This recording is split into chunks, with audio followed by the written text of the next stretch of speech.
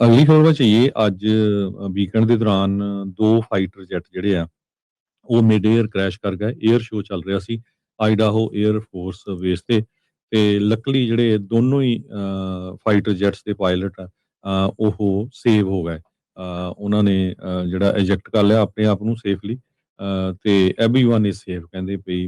ਜਿਹੜੀ ਮੇਨ ਗੱਲ ਹੈਗੀ ਆ ਕਿਮ ਸਕਾਈਕ ਮਾਰਕੀਟਿੰਗ ਡਾਇਰੈਕਟਰ ਜੋ ਸਿਲਵਰ ਬਿੰਗਸ ਆਫ ਆਈਡਾਹੋ ਦੇ ਹੈਗੇ ਆ ਉਹਨਾਂ ਨੇ ਸੀਬੀਐਸ ਅਫੀਲੀਏਟ KVOI ਨੂੰ ਰਿਪੋਰਟ ਕੀਤਾ ਹੈਗਾ।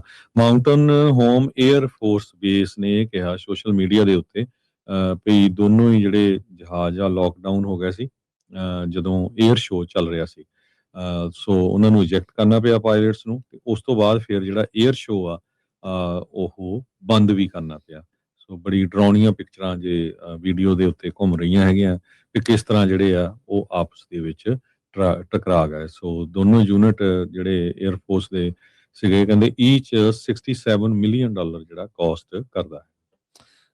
ਚਾਰ ਜਾਣੇ ਸੀਗੇ, ਦੋ ਪਾਇਲਟ ਤੇ ਨਾਲ ਇੱਕ ਦੋਨਾਂ ਜਹਾਜ਼ਾਂ ਦੇ ਵਿੱਚ ਇੱਕ ਕਰੂ ਮੈਂਬਰ ਹੁੰਦਾ ਆ, ਕੋ ਪਾਇਲਟ ਆਪਾਂ ਕਹਿ ਸਕਦੇ ਹਾਂ।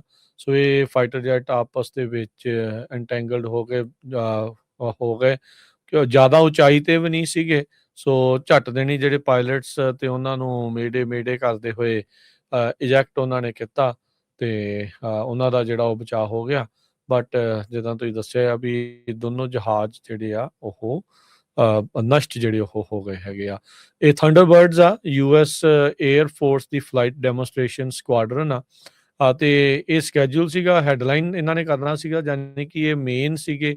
ਇਹਨਾਂ ਨੇ ਦੋਨੋਂ ਦਿਨ ਇਸ ਸ਼ੋਅ ਦੇ ਉੱਤੇ ਆਪਣੇ ਕਰਤੱਵ ਜਿਹੜੇ ਕਹਿ ਲਓ ਵੀ ਉਹ ਦਿਖਾਉਣੇ ਸੀਗੇ।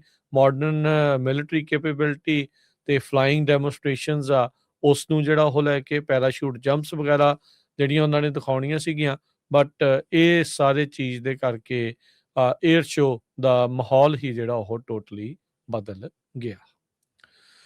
ਅਗਲੀ ਖਬਰ ਵਿੱਚ ਇਹ ਅੱਜ ਵੀਕਐਂਡ ਦੇ ਦੌਰਾਨ ਦੋ ਫਾਈਟਰ ਜੈਟ ਜਿਹੜੇ ਆ ਉਹ ਮਿਡ 에ਅਰ ਕ੍ਰੈਸ਼ ਕਰ ਗਏ। 에ਅਰ ਸ਼ੋ ਚੱਲ ਰਿਹਾ ਸੀ ਆਈਡਾਹੋ 에ਅਰ ਫੋਰਸ ਬੇਸ ਤੇ ਲੱਕਲੀ ਜਿਹੜੇ ਦੋਨੋਂ ਹੀ ਫਾਈਟਰ ਜੈਟਸ ਦੇ ਪਾਇਲਟ ਆ ਉਹ ਸੇਵ ਹੋ ਗਏ।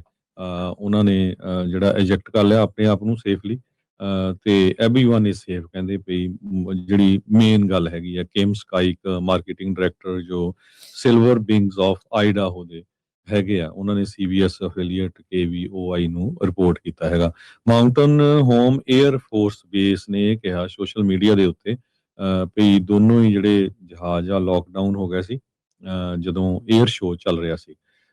ਸੋ ਉਹਨਾਂ ਨੂੰ ਇਜੈਕਟ ਕਰਨਾ ਪਿਆ ਪਾਇਲਟਸ ਨੂੰ ਤੇ ਉਸ ਤੋਂ ਬਾਅਦ ਫਿਰ ਜਿਹੜਾ 에ਅਰ ਸ਼ੋ ਆ ਉਹ ਬੰਦ ਵੀ ਕਰਨਾ ਪਿਆ। ਸੋ ਬੜੀ ਡਰਾਉਣੀਆਂ ਪਿਕਚਰਾਂ ਜੇ ਵੀਡੀਓ ਦੇ ਉੱਤੇ ਘੁੰਮ ਰਹੀਆਂ ਹੈਗੀਆਂ ਕਿ ਕਿਸ ਤਰ੍ਹਾਂ ਜਿਹੜੇ ਆ ਉਹ ਆਪਸ ਦੇ ਵਿੱਚ ਟਕਰਾ ਗਏ। ਸੋ ਦੋਨੋਂ ਯੂਨਿਟ ਜਿਹੜੇ 에ਅਰ ਫੋਰਸ ਦੇ ਸੀਗੇ ਕਹਿੰਦੇ ਈਚ $67 ਮਿਲੀਅਨ ਜਿਹੜਾ ਕਾਸਟ ਕਰਦਾ ਹੈ। ਚਾਰ ਜਾਣੇ ਸੀਗੇ, ਦੋ ਪਾਇਲਟ ਤੇ ਨਾਲ ਇੱਕ ਦੋਨਾਂ ਜਹਾਜ਼ਾਂ ਦੇ ਵਿੱਚ ਇੱਕ ਕਰੂ ਮੈਂਬਰ ਹੁੰਦਾ ਆ, ਕੋ ਪਾਇਲਟ ਆਪਾਂ ਕਹਿ ਸਕਦੇ ਹਾਂ। ਸੋ ਇਹ ਫਾਈਟਰ ਜੈਟ ਆਪਸ ਦੇ ਵਿੱਚ ਇੰਟੈਂਗਲਡ ਹੋ ਕੇ ਹੋ ਗਏ ਕਿ ਜ਼ਿਆਦਾ ਉਚਾਈ ਤੇ ਵੀ ਨਹੀਂ ਸੀਗੇ। ਸੋ ਝੱਟ ਦੇਣੀ ਜਿਹੜੇ ਪਾਇਲਟਸ ਤੇ ਉਹਨਾਂ ਨੂੰ ਮੇਡੇ ਕਰਦੇ ਹੋਏ ਇਜੈਕਟ ਉਹਨਾਂ ਨੇ ਕੀਤਾ ਤੇ ਉਹਨਾਂ ਦਾ ਜਿਹੜਾ ਉਹ ਬਚਾਅ ਹੋ ਗਿਆ। ਬਟ ਜਿੱਦਾਂ ਤੁਸੀਂ ਦੱਸਿਆ ਵੀ ਦੋਨੋਂ ਜਹਾਜ਼ ਜਿਹੜੇ ਆ ਉਹ ਨਸ਼ਟ ਜਿਹੜੇ ਉਹ ਹੋ ਗਏ ਹੈਗੇ ਆ। ਇਹ ਥੰਡਰਬਰਡਸ ਆ, US 에ਅਰ ਫੋਰਸ ਦੀ ਫਲਾਈਟ ਡੈਮੋਸਟ੍ਰੇਸ਼ਨ ਸਕੁਆਡਰਨ ਆ ਤੇ ਇਹ ਸਕੈਜੂਲ ਸੀਗਾ, ਹੈਡਲਾਈਨ ਇਹਨਾਂ ਨੇ ਕਰਨਾ ਸੀਗਾ, ਯਾਨੀ ਕਿ ਇਹ ਮੇਨ ਸੀਗੇ। ਇਹਨਾਂ ਨੇ ਦੋਨੋਂ ਦਿਨ ਇਸ ਸ਼ੋਅ ਦੇ ਉੱਤੇ ਆਪਣੇ ਕਰਤੱਵ ਜਿਹੜੇ ਕਹਿ ਲਓ ਵੀ ਉਹ ਦਿਖਾਉਣੇ ਸੀਗੇ। ਮਾਡਰਨ ਮਿਲਟਰੀ ਕੈਪੇਬਿਲਿਟੀ ਤੇ ਫਲਾਈਂਗ ਡੈਮੋਸਟ੍ਰੇਸ਼ਨਸ ਆ ਉਸ ਨੂੰ ਜਿਹੜਾ ਉਹ ਲੈ ਕੇ ਪੈਰਾਸ਼ੂਟ ਜੰਪਸ ਵਗੈਰਾ ਜਿਹੜੀਆਂ ਉਹਨਾਂ ਨੇ ਦਿਖਾਉਣੀਆਂ ਸੀਗੀਆਂ। ਬਟ ਇਹ ਸਾਰੇ ਚੀਜ਼ ਦੇ ਕਰਕੇ 에ਅਰ ਸ਼ੋ ਦਾ ਮਾਹੌਲ ਹੀ ਜਿਹੜਾ ਉਹ ਟੋਟਲੀ ਬਦਲ ਗਿਆ।